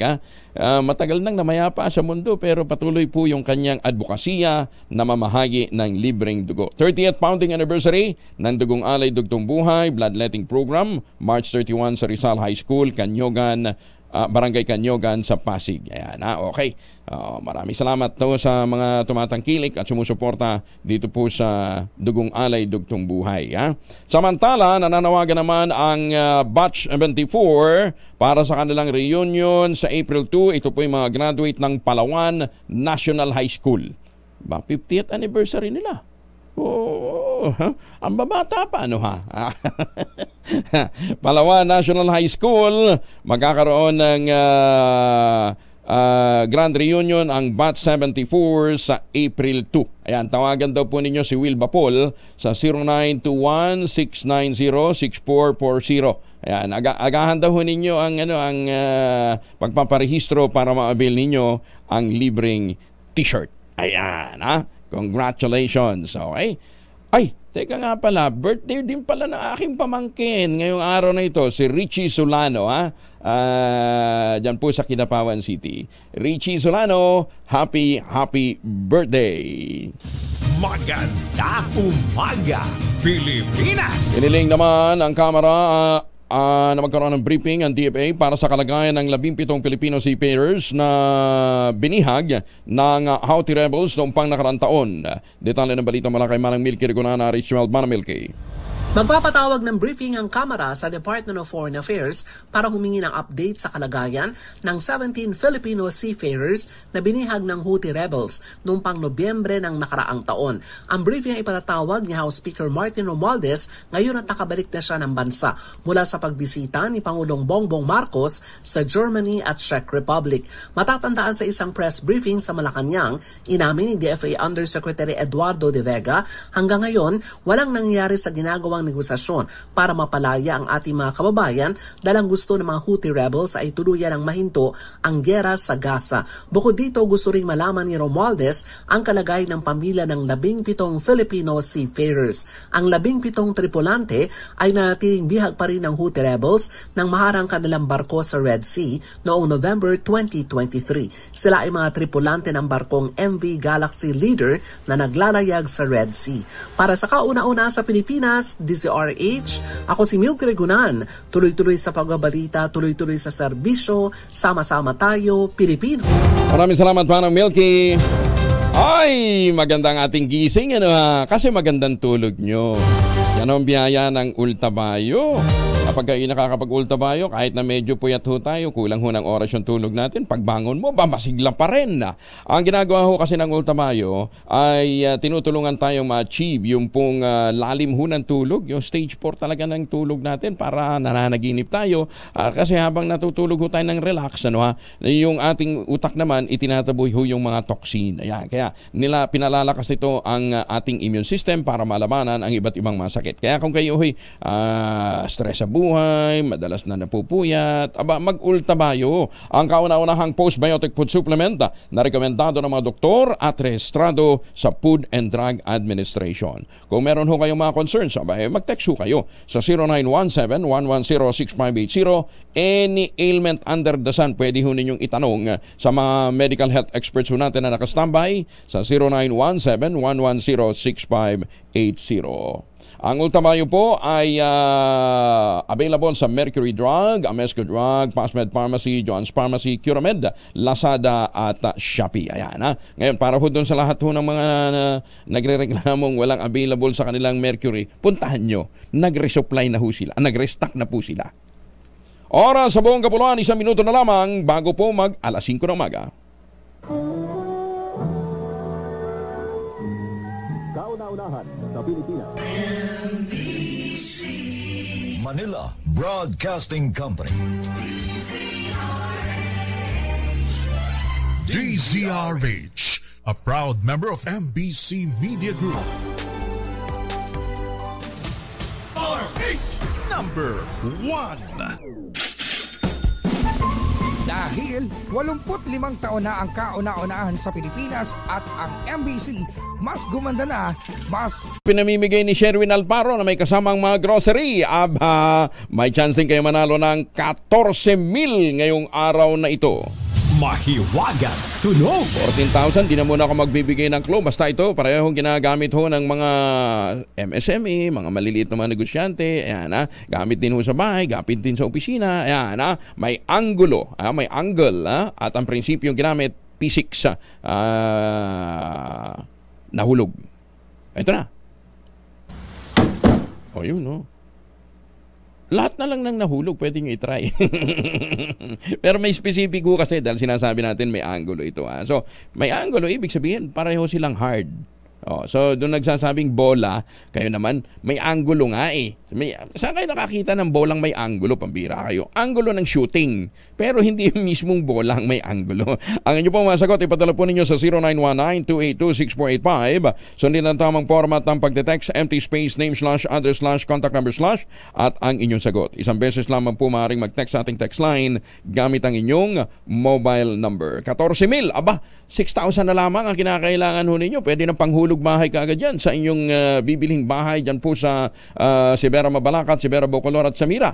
20,000 pesos all-in down payment. Yan po ang pinakamura ng ready for occupancy unit ng housing industry natin with easiest term, 5% lamang ang down payment. Pwede pang hulugan. Kayo ano pa iniintay ho ninyo? Ito pa rin ang pangarap na magkaroon ng sariling bahay sa presyong abot kaya. Makipag-ugnayan sa 0996-501-5555 at 0947-434-5555. At kung ngayon nga po kayo bibili, bukod sa bahay na napakamura na, may chance pa ho kayong manalo ng trip for 2 sa namang Asian destination. Gusto niyo pumunta ng Japan para sa Sakura Festival? Ayun lang, DART lang ang katapat nun. Pwede rin ho kayong makapunta ng Singapore, Hong Kong, Macau, Thailand, Pero sabi ko nga sa inyo, bago ho kayo pumunta ho doon sa Westchester Realty para magpa-reserve, mag-practice na muna kayo ng DART. 0996-501-5555 at 0947-434-5555. Maganda umaga, Pilipinas! Alam ba ninyo si Tom Rodriguez pinag-isipan palang magpatiwakal nang maghiwalay sila ni Carla Abellana? Talaga? Yan ang chika sa atin ni Gorgie Rula. Good morning, Gorgie. Inamin ni Tom Rodriguez na muntik na raw niyang wakasan ang kanyang buhay nung naghiwalay sila ni Carla Abellana. Umuwi raw siya sa Amerika na talagang said ang pera niya at naubos ang lahat ng inipon niya. Isa ito sa mga ibinunyag niya nang in-interview siya ni Kuya Boy Abunda sa programa niyang Fast Talk with Boy Abunda kahapon. Hindi niya idinetalya kung ano ang pinagdaanan niya pero hindi rin gaanong naurirat ang tungkol sa hiwalayan nila ni Carla. Mabuti at nandyan ang pamilya doon niya na talagang umalalay sa kanya. Nung naisip daw niyang wakasan ang kanyang buhay, naalala raw niya ay ang mga pamangkin niya na dapat ay makita raw nila kung paano nito harapin ang mga pinagdaan ng unos sa buhay. Dapat na makita at mapagtanto raw ito ng kanyang mga pamangkin. At isa raw sa natutunan niya sa mga pinagdaanan niya na ang sabi nga niya, kahit ano ang dumaan sa buhay mo, as long as you find that integrity within yourself, you build a trust within yourself and love for yourself and those who matter the most to you, kayang-kaya mo pa rin. End of quote. Ngayon ay balik work na si Tom Rodriguez sa GMA7 at unti-unti na siyang nakakabangon noon, itinamin na rin niyang may bago na siya ngayong girlfriend. Pero non-showbiz daw ito kaya hindi na siya nagbigay ng mga detalye tungkol sa bagong mahal niya sa buhay. Mula sa kauna-unahan sa Pilipinas, DZRH, ito po si Gorgie Rula, tuloy-tuloy sa pagbabalita, tuloy-tuloy sa serbisyo, sama-sama tayo, Pilipinas. Maraming salamat, Gorgie. Hinirit naman ni House Majority Leader Manuel Jose Dalipe na irekta na sa COMELEC ang Resolution about Houses number 7 kapag naaprubahan ng Kamara. Ayon kay Dalipe, sa COMELEC naman talaga ang bagsak ng panukalang economic tchatcha dahil ito ang hahatol kung pasado pa ito para sa plebisito. Nang tanungin kung hindi na nila hihintayin maipasa ang Senate version, sinabi ni Dalipe na lahat naman ng panukalan sa tchatcha kailangang isimite sa poll body. Target ng Kamara na aprobahan sa pinal na pagbasa ang Resolution about Houses number 7 bukas, kung saan 3 economic provision ang aamyendahan gaya ng public utilities, provision tungkol sa edukasyon at advertising. Sinibak na sa University of Cebu ang gurong nag-udyok sa mga estudyanteng sakta ng kanilang sarili. Ayon sa University Chancellor na si Candice Gutchanoy, isang linggo na rin munang suspendido ang klase ng mga mag-aaral. Pinaiimbestigahan na ng universidad ang buong pangyayari at kinakalap na rin ng legal team ang testimonya ng mga estudyante. Sa viral audio recording, maririnig na sinasabi ng teacher na it's the greatest pleasure to cause your death. At hindi mo kami estudyanteng i-video ang kanilang gagawin. May sapak sa utak yung teacher na yan. Pinayuhan naman ni Senator Amy Marcos ang kapwa senador na hayaan na ang korteng humawak sa mga alegasyon laban kay Pastor Apollo Quiboloy. Ayon kay Senator Amy, ayaw niya na nagagamit ang Senado lalo't hindi naman in aid of legislation ang investigasyon sa mga criminal allegation sa pastor gaya ng sexual abuse. Punto pa ni Senator Marcos, hindi prosecutorial ang Senado, kaya dapat ipaubaya sa korte ang reklamo laban kay Quiboloy. Bukod sa mabibitin lamang ang Senado, sinabi ng presidential sister na ayaw niyang mapahiya ang mataas na kapulungan. Inilimbawa ni Senator Amy ang kaso ng Bengson versus Senate Blue Ribbon kung sinabi niya ng Korte Suprema na huwag nang makialam ang Senado rito. Ang akin, ayoko kasi magamit yung Senado. Sa tingin ko, itong mga sexual harassment and other cases, hindi naman in aid of legislation na. Ibig ko sabihin, di ba hindi naman prosecutorial ang Senate, parati para sa bagong batas o kaya para sa oversight. Natin, may kaso ng ganyan eh. Sabi ng Korte Suprema, wag na makialam yung Senate. Ayokong mapahiya katulad dun sa Bengson versus Senate Blue Ribbon. Ayoko magamit talaga yung Senado. Una nang sinabi ni Senator Marcos na sobra nang ginagawang pagdikdik kay Quiboloy at kinestyon din ang mga nagsasabing ipadala ito sa Amerika para harapin ang kanyang mga kaso doon. Hindi naman ako defender as such, although talagang mabuti siyang kaibigan, wala akong masabi. Malaking utang na loob namin, nakita naman nung eleksyon. Yung SMNI talagang malaking tulang kay ading ko. Samantala, nangangamba naman si Senator Rapi Tulfo na dirty money ang 90 million pesos na pinuhuna ng isang lotto bettor para masungkit ang 640 million jackpot prize sa Super Lotto. Pinakikilos na ni Senator Tulfo ang Anti-Money Laundering Council na imbestigahan ang posibleng kaso ng money laundering. Sa pagdinig ng Senado, sinabi naman ang kinatawan ng AMLAC na si Ronald Cabanlita na dapat na itong ikabahala lalo't hindi ordinaryo ang pagtaya ng 90 million pesos sa loto. Una rito sinabi ni Tulfo na tumaya nga ang isang bettor ng tig 30 million pesos sa 3 lotto outlet sa Binondo, Maynila at nanalo ito ng mahigit 600 million pesos noong Enero 16. Sana all may 90 million. Para nasisiguro mo yung panalo mo, ano ha? Galing, ano ha? 90 million. Ay, sus may ginoo. At ako muna, si RD Juliet Lucas ng DTI CAR. Siya po ang coordinator for copy na National Industry Cluster Coordinator for Copy ng Department of Trade and Industry. Kumustahin lamang natin kung nag-improve ba yung ating local coffee production, ano ha? RD Juliet, naimbag na bigat, kumusta na po kayo? Naimbag na bigat, sir. Si Angelo. Dito po ako ngayon sa Hong Kong. Nasa Hong Kong kayo? Bakit? May kami dito, may celebration ng festival dito sa ating mga kababayan dito at ako'y Ay, oo nga pala. Sandali. Oo, nagaduti Ilocano dito, DJ. Nagadugarod, but we are all Iguros. Okay, pero ma'am, ang gusto lang nating malaman, nag-i-improve ang production ng coffee natin sa Pilipinas? Na-improve naman kasi ako ay nagmamasid dito sa sa data ng coffee doon sa sa ating PSA, Philippine Statistics Authority, na in previous years talagang 30,000 tons ang nakikita nating volume of production. Pero lately, as of 2023, we were as of 2022, we were adding the total quarterly volume of production. Parang naragdagan naman siya ng 40,000 up to 40,000 tons siya. Parang may 10 tons na 10,000 tons na nalagdag over about 2 years or 3 years ganun. So, nag-i-improve. Opo, kasi nakikita naman natin sa mga kababayan tanim naman po sila ng tanim. Okay. Pero nadagdagan yung hectarage ng taniman ho ng kape? Hindi ko sure sa hectarage. But yung volume kasi ang ating ating gauge na binibigay sa atin ng PSA.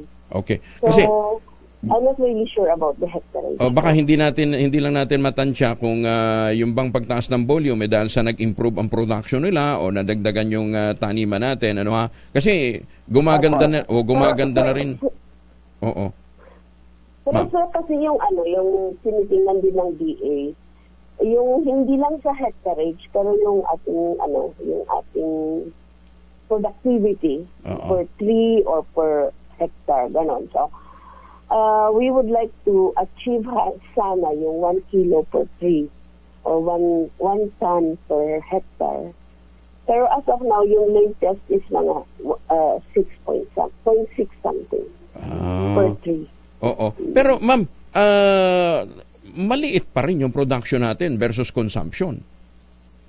Masyado, sir. Masyadong malayo ang ating ang ating production versus consumption. Kasi ang lakas natin sa kape, tumataas pati yung demand per capita. So, kung noon 2.5 ngayon, 3.2 Okay. Per kilo per capita. So, bumababa pati yung ages ng mga bata ay yung mga nagkakape.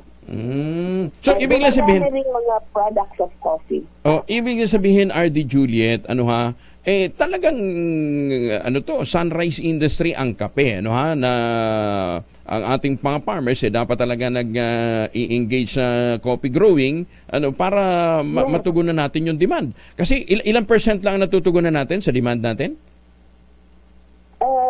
I'm not really sure about this one, pero pag tinitingnan ko yung USDA report, yung USDA na quarterly ay na annual report, doon sa Philippines, ang consumption natin ng mga ganito, yung gauge 6.375.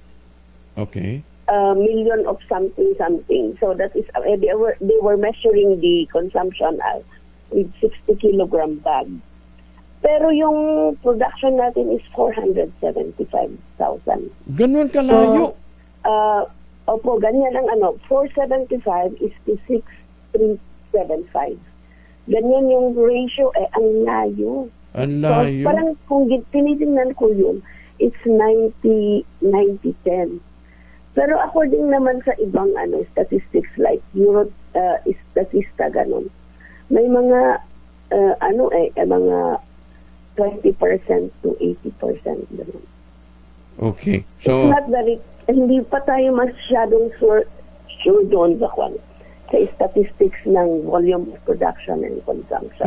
Ma'am, teka pero muna. Pero ang layo talaga. Pero, ma'am, it ranges between 80 to 90%. Di ba ang Nestle nagbuhos din ng pondo para matulungan ang mga farmers natin? What happened? They're continuously helping. Nestle is continuously helping in fairness, no?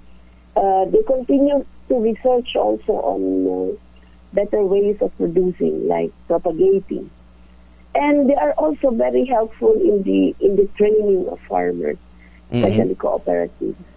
Pero ang layo pa rin. Ang layo pa rin talaga. Okay. So, ang grupo ho ninyo, ma'am, is into promotion, hindi lamang ho doon sa marketing, but more importantly doon sa production. Yes po, that's actually the bottleneck of the roadmap. Sa We production. are already very good in marketing, quality improvement, pero ang bottleneck talaga is the production. Magkano ba per kilo ngayon ang kape? Yung beans? Green beans, yung monitor ko kasi I'm going farmer to cafe, ganon. Nag-average siya ng pagka-Arabica yan, 500 to 600 wow. per kilogram. 500 na per kilogram. Arabica yan? Opo. Arabica. Robusta? Robusta is about hanggang 250 din siya per kilogram. But then yung Liberica is also has a very good price, but masyadong maliit. So on the average, nasa mga 300 pesos per kilo regardless of the brand, the variety, di ba? Yes po, pero malaki kasi ang but mind you, yung fine robusta, we call it fine robusta, is also ranging to, is also going to 300. Ganda ng presyo, ha? Oo. Siya, sige. RD, pagbalik nyo siguro dito sa Pilipinas, kumusta nyo nga pala kami sa mga Ilocano dyan sa sa Hong Kong, ha? Daming Pinoy dyan, ano, ha? Kumusta nyo kami sa iyo? Pagbalik nyo, usap po tayo, no? On how we can push pa ito pong propagation ho ng kape. Ano? Opo, para mas matulungan natin ang ating mga magsasaka. Thank you. Ingat po kayo. Opo, thank you very much. Opo, just take Nina. Maraming salamat. Si RD Juliet Lucas ng DTI CAR, siya po ang National Industry Cluster Coordinator for Coffee. Ayun, kaya may katuwiran si Secretary Laurel. Nasa na yung pondo na ibinigay ng DA sa Bureau of Plant Industry para sa pagtatanim ng kape? Laki pala ng pondo. Bakit ganun lang yung kaya natin tinanong ho yung production. Siyempre, kung nag-improve yung production, ibig sabihin nadagdagan ho yung hectareage. Di ba? Plus the possibility na nag-improve din ho yung production ho ng ating mga magsasaka. But ganun pa rin, bakit ganun lang? Bakit kaliit pa rin ho ng improvement? Di ba? Kung talagang tinutukan ho ito at pinaglaanan ng pondo para magtanim. Nasa na yung mga tinanim na yun? Kinain ba yan ng musang? Baka pati ho yung itatanim pa lang, kinakain na ng musang. Ha? Hindi, ang kinakain ng musang yung beans. So yun ho, malinaw na dapat talaga marating sa bottom yung investigasyon na isinusulong po ni Secretary Laurel.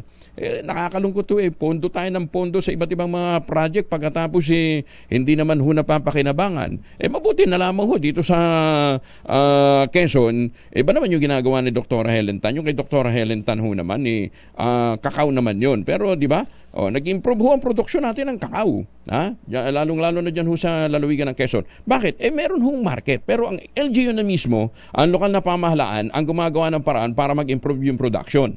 Sabi nga ni Jack Sandiki, regular yung kanyang pagbisita doon. Si Jack Sandiki po, taga Mindanao, na kinukonsulta din po ni Dr. Helen Tan tungkol po sa kakao production. Jack, may buntag din mo, Sir Jack, ha? Yan. Kaya tangkilikin ho natin ang gawa natin para sa mga kababayan natin dyan abroad. Tuloy po yung supply ho ng magandang supply po ng Tangerine Chocolate, available sa 0919-095-5935. Local ang production pero international ang dating. Pati packaging, suportado po yan ng DTI at saka ng DOST.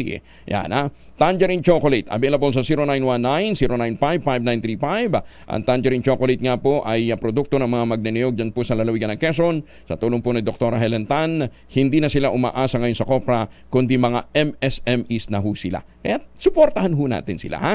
TangerineChocolate.ph, yan po naman yung i-check, yung pong mahigit 10 variants na available at ang mga raw materials na ginamit ay galing din po sa ani ng mga magsasaka. Tangerine Chocolate, sabi nga po ni Dr. Helen Tan, tangkilikin ang gawang atin.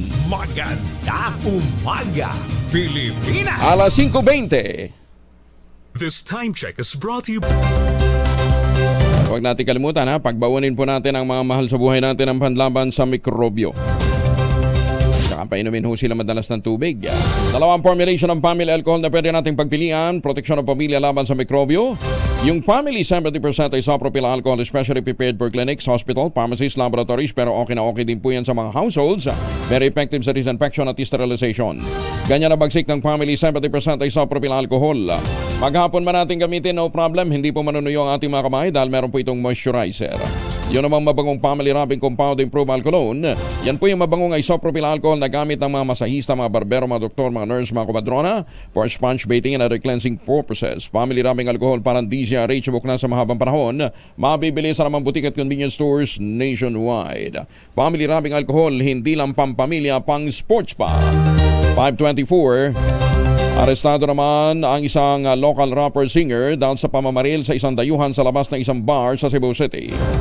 Nadakip ng Mabolo Police Station kasama si Mayor Romeo Kaakoy Jr. ang rapper na si Ed Andrew Salera, kilala bilang Range 999, sa bahay ng kanyang manager sa barangay Kiot sa Cebu City. Ang katuwiran ng suspect na baril niya ang American national na si Michael George Wiche dahil sa pambabastos at malaswang ugali sa mga babaeng client ng bar na nagkataong mga kaibigan niya. Naharap ngayon ang rapper sa kasong frustrated murder at illegal possession of firearms. Posibleng makaapekto sa paglutas ng kaso ng napaslang na broadcaster na si Percy Lapid ang pagkamatay ng isa sa mga akusado. Ito yung si Ricardo Solueta. Itong Biyernes, binawian ng buhay ang isa sa dalawang pangunahing suspect sa pagpatay kay Lapid habang ginagamot ito sa Bataan Peninsula Medical Center sa Dinalupihan, Bataan. Sinabi ni Roy Mabasa sa panayam ng DZRH at ang radyo natin, kapatid ito ni Percy, maraming nalalaman si Sulueto hinggil sa naging utos ng mastermind sa krimen na si dating Bucor Chief Gerald Bantag na may kinalaman sa pagpatay sa kanyang kapatid. Sa kabila nito, naniniwala si Mabasa na hindi ito magiging dahilan upang humina ang kaso laban sa iba pang mga akusado. Malaki ang magiging epekto niyan kung tutuusin, sapagkat si Sulueta ay may alam dun sa instruction na ibinibigay ni Bantag dun sa pagpatay kay Kapersi. Subalit titignan natin, marami pa namang paraan upang ma-resolve yung kay Sulueta. In the meantime, nais lang muna nating i-focus ating atensyon dito sa independent autopsy report na gagawin kung sakasakali. Taniyak naman ng Philippine National Police na iimbestigahan nila ang pagkamatay ni Ricardo Sulueta. Ayon kay Colonel Jean Pajardo, spokesperson ng PNP, walang foul play sa pagpano ni Sulueta batay sa impormasyon ng kanyang pamilya, yan din sa mga impormasyong nakuha sa ospital sa Dinalupihan, Bataan. Samantala, NPD nagpalabas ng safety tips kaugnay sa mga magbabakasyon ngayong panahon ng Semana Santa. Detalye na balita mula kay Edwin Duque, RH23. Edwin.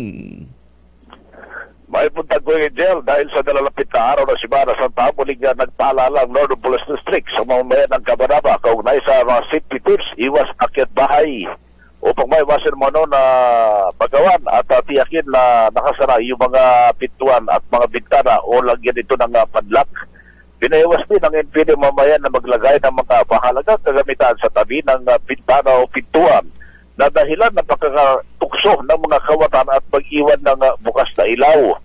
Sa sikapin din naman magbilid ng mga mapagkatiwala sa kapitbahay kung walang maiwan kapag sila ay aalis o mag-outing ngayong Semana Santa. Ayon sa Northern Police District, malaking bagay naman kung may mga lagaring aso na magsisilbing bantay at malihis yung isip ng mga kawatan na mag-isip na magnakaw sa mga bahay na walang maiwan, lalo na ngayong nalalapit na Semana Santa. Ayon sa PNP naman, dapat tanyang tiyakin na lalo na Kuya Angel, yung mga lumang wire na kuryente o baka may maiwang nakasaksak upang pagbalik nila sa bakasyon ay meron pa silang mabalikan na tahanan. Wala pa rin sa araw sa Pilipinas, di sa rin sa Kuseros 23. Edwin Duque, tuloy-tuloy sa pagbabalita, tuloy-tuloy sa serbisyo. Sama tayo, Pilipino. Maraming salamat, Edwin. Grabe mo naman manakot. Para pag uwi nyo galing bakasyon, may uuwian pa kayong bahay. Ingat ha. Oy, mga taga-barangay 448 Sampaloc, Maynila. Lakasan nyo ng mga radyo nyo. Nag-iikot na dyan si Sherwin Alparo. Barangay 448 Sampaloc, Maynila. Nagbabala naman ang mga doktor laban sa life-threatening effects ng plastic pollution gaya ng heart attack, stroke at pagkamatay. Pinag-aralan ng mga researcher ang pati plaques na tinanggal mula sa blood vessel ng mga pasyenteng may arterial disease sa Naples, Italy. Lumitaw na mahigit kalahati ng mga pasyente na may deposit na kontaminado ng maliliit na plastic particle na polyethylene o polyvinyl chloride. Halos 5 beses yung manong delikado ma-stroke, atakihin sa puso o mamatay ang mga may plaka na kontaminado ng microplastic o mga nanoplastic sa susunod na 34 na buwan.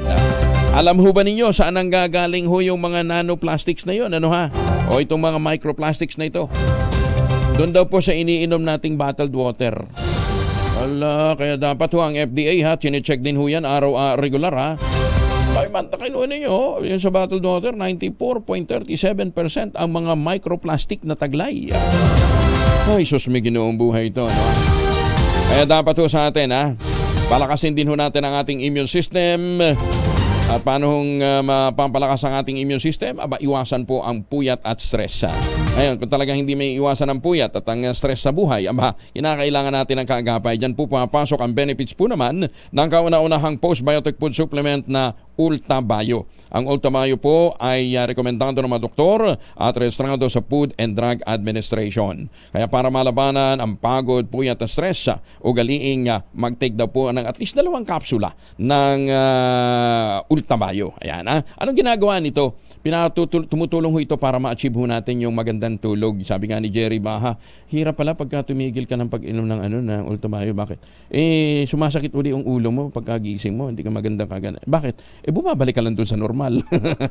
normal. Doon sa dati mong problema. Yan. Kaya para magkaroon tayo ng magandang tulog, mag-Ulta Bio ho. 2 capsules bago ho matulog. O dili kaya isa habang umaga, isa bago matulog. Yan, ha? Anyway, para ho kayong magabayan ang tamang mga benepisyo ng Ulta Bio, makipag-ugnayan sa 0917-110-6580. Available po ito sa Lazada, sa Shopee, available din po sa Mercury Drug, Mesco Drug, Pasmed Pharmacy, John's Pharmacy at Curamed. Tandaan, ngayon pong panahon ho ng stressful na buhay, kailangan natin ng matinding kaagapay. Nandyan po ang Ulta Bio. Ngayon, para may pambili tayo ng Ulta Bio, 14,000. Hiwagang Tunog. 14,000 ang naghihintay na premyo sa Mahiwagang Tunog. Yan, ganun lang ho kasimple yan. Ayokong magbigay ng clue. Kasi nakuha na actually, no, ha? Pag samasamahin nyo, i-check nyo ninyo yung natin, ha? Yung mga nagdaang mga sagot. Online, available naman yan, eh. Dili kaya, basta, check ko ninyo. Ang inyong mga sagot, ipapadala po ninyo sa 0919-282-6485. Sundin ang tamang format ng pagte-text, empty space, name / address / contact number / at ang inyong sagot. Isang beses lamang po maaaring mag-text sa ating text line. Gamit po naman ang inyong mga mobile number. Ulitin natin, ha? 0919-282-6485. Yan ho kayo magpadala ng inyong mga sagot. Ngayon, doon ho sa nagre-reklamo, ang hirap naman. Magmunan talaga. Hirap. Bakit? Maglakad ka dyan. Maghapon, tingnan natin kung makakita ka, makadampot ka ng piso. Ito pahulaan lang yung sagot. Research ang katapat ho niyan, ha? Bagong balita, bagong impormasyon. Kasama si Kuyang Angelo Palmones. Magandang umaga, Pilipinas! Basta nakikita ho ninyo yan sa mga palengke, nakikita ho ninyo sa mga grocery, nakikita ho ninyo sa mga bodega, sa mga opisina. Ayan, nakikita nyo sa bahay. Pero yung pangalawang item, bihira makita sa bahay, ha? Sa gitna ng issue ng Chocolate Hills, ibinunyag naman ni Senator Rapi Tulfo na may itinatayo ring mga establishmento sa loob mismo ng protected landscape, protected area ng Mount Apo, dyan po sa Davao. Sinabi ni Senator Tulfo, pinarating sa kanya ng grupo ng mga mountaineer ang konstruksyon ng mga struktura at mga negosyo sa loob mismo ng Mount Apo National Reserve. Senator Rapi, akyatin ho ninyo. Maiiyak ho kayo. Meron na ho yung writ of continuing mandamos pero nakapending ho sa Court of Appeals dyan ho sa Cagayan yung aming pong petition para ho maipatupad na sana yung consent decree. Papalo up natin yan, natutukan ho natin. Hirap ho lumaban para sa kalikasan. Sabi ko nga sa inyo, kalaban namin, Solgen Gobyerno rin. Ayon sa senador, illegal ang nasabing mga establishmento nasa loob ito ng protected area. Ang daming resort ho doon. Wala. Yun dyan sa Chocolate Hills, wala yan. Mahina yan. Mahinang klase ho yan. Doon ho ang lalaki. May mga subdivision pa. Yung mga sagingan doon, maniwala ho kayo, malapit nang umabot sa peak. Kinumpirma rin niya ito ng DNR at sinabing binigyan ng 2 taong palugit ang mga illegal na establishmento para bakantihin ang lugar. Kaya kailan kayo yung reckoning ng 2 taon na yan, ha? Para ang tagal-tagal na yan, ano ha?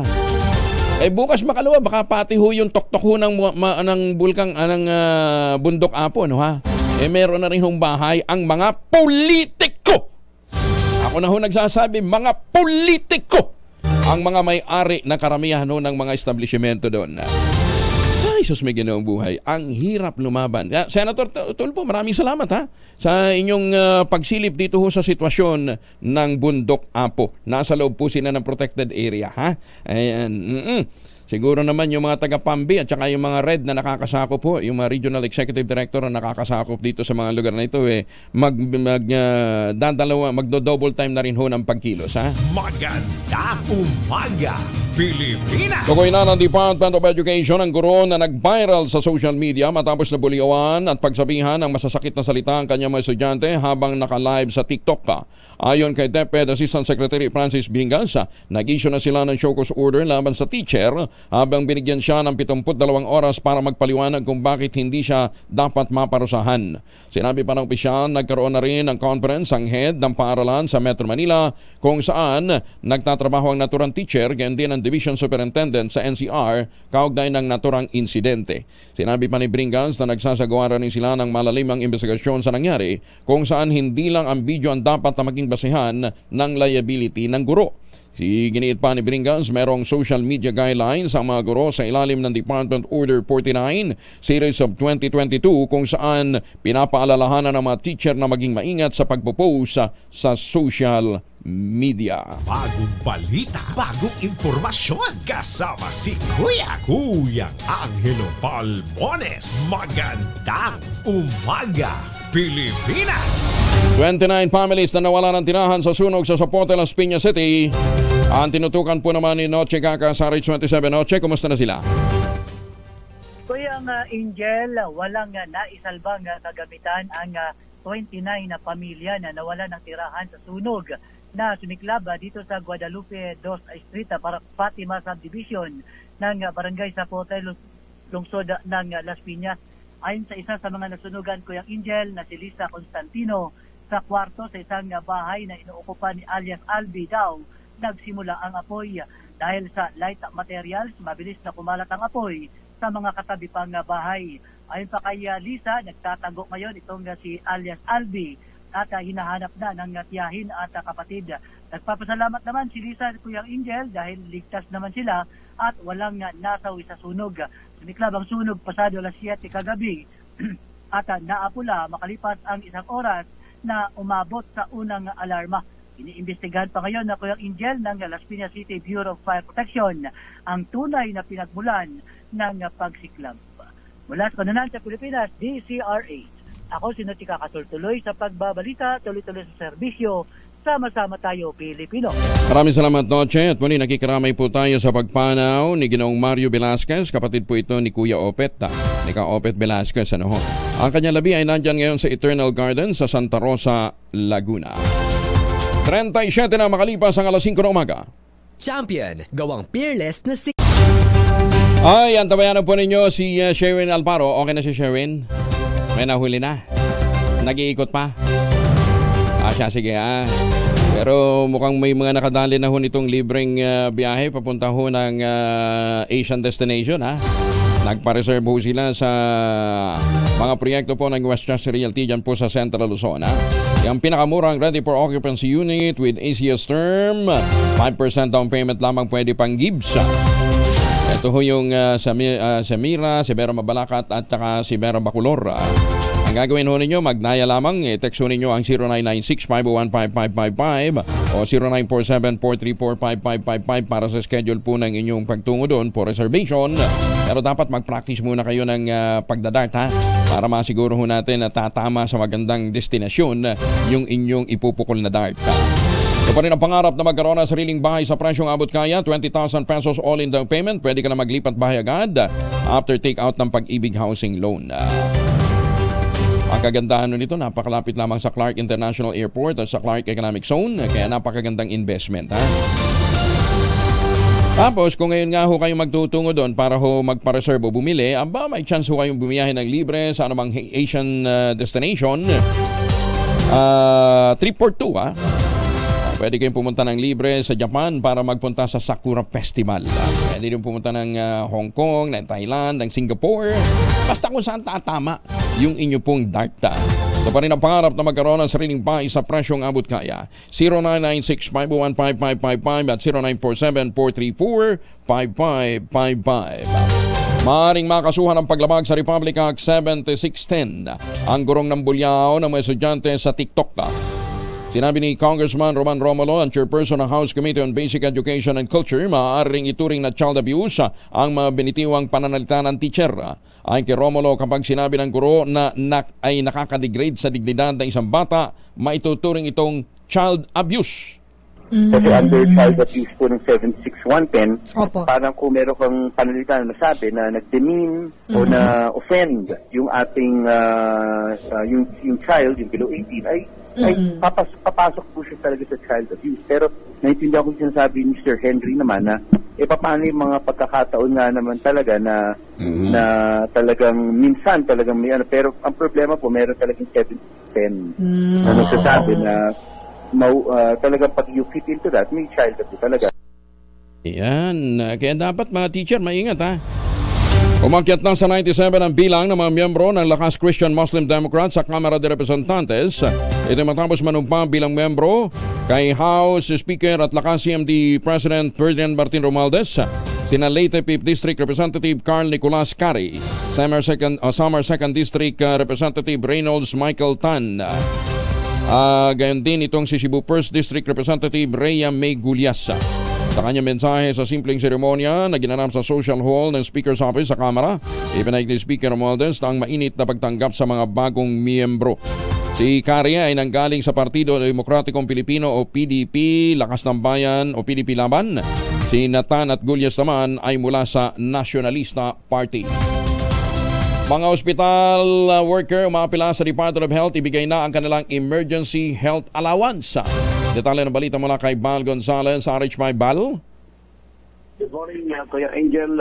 Nananawagan ang grupo ng mga health workers na ilabas na ng Department of Health ang kabayaran sa kanilang health emergency allowances o HEA. Ayon kay Ronald Richie Ignacio, ang tagapagsalita ng United Private Hospital Unions of the Philippines o UPHAP, iniipit ng Department of Health ang pondo na nasa kanilang tangkapan na mula pa noong nakalipas na buwan ng Enero. Patay aniya sa mga dokumento at status mula sa Department of Budget and Management, mahigit 71 bilyong piso na ang nailalabas na pondo sa DOH para mabayaran ang HEA ng mga healthcare workers.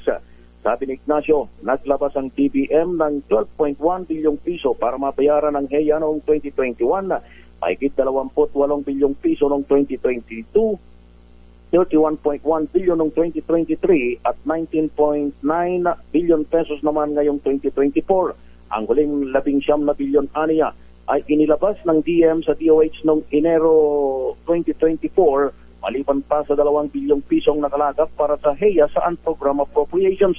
Nakakalungkot aniya na sa kabila ng nailabas ng pondo ay 64 na bilyong piso pa lamang na pamimigay ng DOH sa mga health workers. Nahirapan naman ang DBM na mag-compute ng kabuang kakulangan sa pondo para sa HEA sapagkat hindi pa nagsasubmit ang DOH ng detalyadong report at accounting kung ilang tao na ang kanilang nabayaran.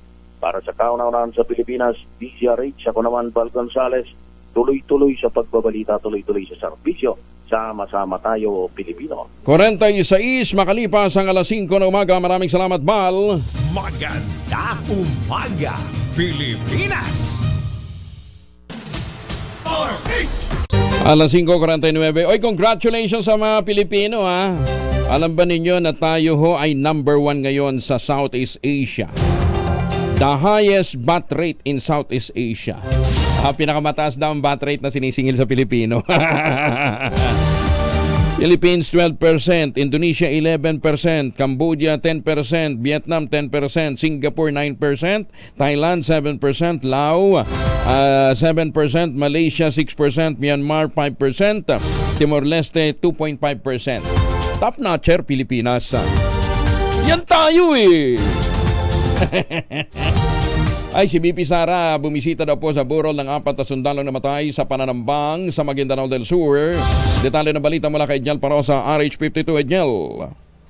Good morning, Kuya Angel. Personal ngang inalam at binisita ni VP Sara Duterte ang kalagayan ng pamilya ng 4 na sundalong nasawi sa pananambang ng Tawla Islamia matapos siyang bumisita at sumilip sa burol ng mga ito sa Camp Siongco. Nato din Sinsuat, Maguindanao del Norte. Ayon sa 6th Infantry Division ng Philippine Army, nagtungo si VP Sara sa lugar para isa-isang kausapin ang mga kaanak ng namatay na sundalo at bigyan ng kaukulang cash assistance. Dinalaw rin ng pangalawang Pangulo kahapon ang mga sugatan sa ambush na nagpapagaling sa Camp Siongco na Station Hospital. Tinanggap si VP Sara o si VP Sara ni na Western Mindanao Command Commander Lieutenant General William Gonzales at 6th ID Commander Major General Alex Rillera. Kinilala itong mga nasawing sina Private Marvin Dumaging, Private Jesse James Corpus, Private First Class Carl Aranya at Corporal Cresalde Espartero. Napatid na pauwi sana itong 4 galing sa pamili ng pagkain sa ng isang sibilyang sasakyan ng tambangan ng DI Hasan Group sa Maguindanao del Sur, linggo ng umaga. Kinundina na ito nila Pangulong Bongbong Marcos at AFP Chief of Staff General Romeo Bernard Jr. na nangako ng pagtuldok at paghabol sa mga may sala sa krimen. Para sa kauna-unahan sa Pilipinas, DZRH, ito si Edniel Parrosa. Tuloy-tuloy sa pagbabalita, tuloy-tuloy sa serbisyo. Sama-sama tayo, Pilipino. Salamat, Tidjel. Samantala, magandang umaga po kay Mayor Sene Mendoza dyan sa Talisay, Batangas. So, kay PGM Wick Veloso ng GSIS. PGM, good morning ha. Aga ho ninyo gumising ha. Magandang umaga din kay Ma'am Naida Angping at kay Ambassador Harry Amping ng Maynila. At syempre, si Kaador Plato ng Bulacan. Ayan ha. Maraming salamat sa inyong patuloy na pagtatanim ho ng kawayan dyan po sa Ipo Dam at saka sa Angat Dam. Kailangan natin yan.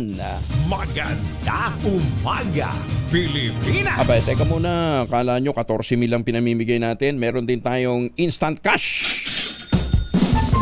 Dahil 85 taon na ang kauna-unahan sa Pilipinas at ang MBC mas gumanda na, mas pinalakas at mas pinalawak pa ang pamimigay ng ating papremyo. Ito ang DZRH Mas Malakas promo kung saan pag naabutan namin kayong malakasang nakikinig o nanonood sa DZRH ay mananalo ka ng instant 1,000 pesos at may kasama pang grocery bag ng DZRH. So ano pang hinihintay ninyo? Tutok na sa nangunguna kauna-unahang radyo sa buong Pilipinas, DZRH. Una sa Pilipinas, una sa Pilipino. Sino ang maswerteng nahuli ni Sherwin Alparo sa Sampaloc, Maynila? Sherwin. Hello, magandang umaga. At syempre dahil nga umaga na naman, eto na, mamimigay na naman tayo ng 1,000 piso sa ating mga kababayan na nakatutok sa iyong programang Magandang Umaga Pilipinas dito sa Sampaloc, Maynila. At swerte, itong tindahan na itong pagkalit-lit, tignan mo. Tiny house, tiny store. Oo nga. Pero nga, laki na satellite.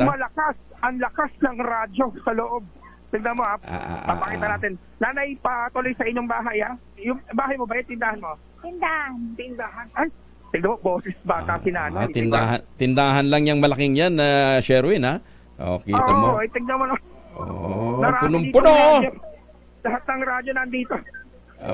May maliit na radyo. May malaking radyo. Meron pang TV. Saan ka pa talaga nandito na lang sa tindahan ni nanay? Teka, pagka... si Nanay Perry, dito tayo, usap tayo ulit dito kasi yung feedback, nagpi-feedback sa dami ng radyo mo, sabay-sabay na binuksan, no? Magpi-feedback yan, Sherwin, layo ka ng konti. Ayan, oo. Lalayo muna kami ng konti dahil malakas yung malakas yung tunog ng kanyang radyo. Dami ng radyo niya eh. Oo. Nanay Perry, matagal ka na nakikinig sa radyo. Matagal na. Oo. Gaano po katagal? Oo, matagal. Ba't ganyan na ito ba't ganyan ang tunog nyo, Nanay? Para kayong nagdadrama. Para kayong si Simatar. Tawa nga kayo, Nanay. Ganon. Nanay Telly, ang paborit nyo yung pinakikinggan sa umaga? Magandang umaga. Diba? Ang gida kompleto ba? Oo. At sino paborito mong announcer sa umaga? Si Angelo Palmones. Si Angelo Palmones. Si Angelo Palmones, meron kang 1,000 pesos. Thank you. Ay, galing na. Ang cute talaga ng ang cute ang boses ni Nanay. 79. Oh, 79. Hindi halata. 78 lang. Para, Sherwin, alam ko, paborito mo yung 79 eh. Oo. Grade natin yan nung high school eh. Yan yung average ko palagi nung elementary, ka ba? Hindi, baliktaran naman yung 97. Ayan, sa totoo lang. Anong probinsya ni Nanay? Saan probinsya na daw? Pangasinan, Masinggan. Masinggan. Masantos siya kabasan na Nanay. Ay, hindi ako magsalita. Hindi na ako umuwi. Hindi na kayo nauwi. Oo, siya, sige. Oo. Dahil paborito mo si Angelo Palmones, Nanay, meron ka rin t-shirt. Thank you. At syempre, itong grocery bag mula sa DZRH. Ayan, napakabigat. Kaya nyo ba? Baka Ihatid mo sa loob. Oo. Kuha ka ng pushcart doon. Hawakan po. Sige pa, hawakan ko po. Baba natin muna at hindi nyo kakayanin, mabigat. Yan, ano po masasabi niyo po? Maraming salamat. Sherwin, bakit ang daming radyo ni Nanay? Bakit marami kayong koleksyon ng radyo? Gusto ko makinig araw-araw eh. Pag-ising ko ng trip, nakabukas na yan. Nakabukas ang TCRH. Grabe. Oo. Di ko mula alas 10 ng araw hanggang drama. Hanggang drama. Oo. Isa pa nga parang kasta sinabi ng si Matar. Alam mo ba yung si Matar? Nung araw na drama na yung paborito nyo nung si Eng-Eng. Diba ang tawa ni Eng-Eng? Kayo nga po na Hindi ko na kaya. Hindi siya na kaya. Kaya naman maraming salamat sa palagi pagtutok sa DZRH. At baka kayo na ang susunod dating winner sa DZRH Mas Malakas promo. Ours number 6. Sherwin, i-display mo nga muna yung t-shirt mo. Ganda ng message mo eh. Ang ganda ng message mo sa harap ng t-shirt mo. Nabasa ko kaagad eh. Ayan. Never without my God. My God ba yan? Yes, oo. Never without my crew pala. Akala ko, my God. Iba naman. Never without my crew. Okay. Sige, okay. Thank you, Sherwin. Okay. Back to you. Dahil 85 taon na ang kauna-unahan sa Pilipinas at ang MBC mas gumanda na, mas pinalakas at mas pinalawak pa ang pamimigay ng ating papremyo. Ito ang DZRH Mas Malakas promo kung saan pag naabutan namin kayong malakasang nakikinig o nanonood sa DZRH ay mananalo ka ng instant 1,000 pesos at may kasama pang grocery bag ng DZRH. So ano pang hinihintay ninyo? Tutok na sa nangunguna kauna-unahang radyo sa buong Pilipinas, DZRH. Una sa Pilipinas, una sa Pilipino. Ala ko, biblical yung message ni Sherwin, not without my crew pala. Ilang kongresista naman ang sumali sa panawagang humingi ng pamanhin si dating bilirang Representative Glenn Chong kaugnay ng pagbabanta nito na sasampalin si First Lady Lisa Araneta Marcos. Binigyan din ni Deputy Speaker at Quezon 2nd District Representative David J.J. Suarez ang karahasan at kabastusan sa mga kababaihan na isang hindi tamang pag-uugali. Sinabi naman ni Malasakit at Bayanihan Party List Representative Anthony Rolando Goles na hindi dapat pinagbabanta ng karahasan ng mga kababaihan kahit ito'y biro lamang. Iginitama ni One Rider Party List Representative Rods Gutierrez, hindi dapat gamitin ang karahasan laban sa kababaihan upang maisulong ang isang political interest. Para naman kay House Assistant Majority Leader at Zambales 1st District Representative Jefferson Conghun, mahalaga ang pagpapakita ng mabuting halimbawa sa lipunan, lalong-lalo na sa mga kabataan. Kaya mag-sorry daw kayo, hoy! Kay Congressman Chong, mag-sorry ka daw kay First Lady, ha? Paano po? Susunod ang 2x2 sa Tang ACS Balita. Kuya Angel po, si Angelo Palmonas, nag-iwan sa inyo na isang magandang umaga. Maraming salamat sa inyong walang sawang pagsubaybay, pakikinig at pagtitiwala. Ang ating quote of the day ngayong araw na ito ay mula po sa American Chef at travel documenter. Ano, ha? Si Anthony Bourdain. Ang sabi niya, travel is not a reward for working. It's education for living. Larga na! Maganda umaga, Pilipinas! Susunod ang 2x2 at ang ACS Balita. Magtanim na kawayan para sa kalikasan at kabuhayan. 1 minuto na lamang. ACS na ng umaga.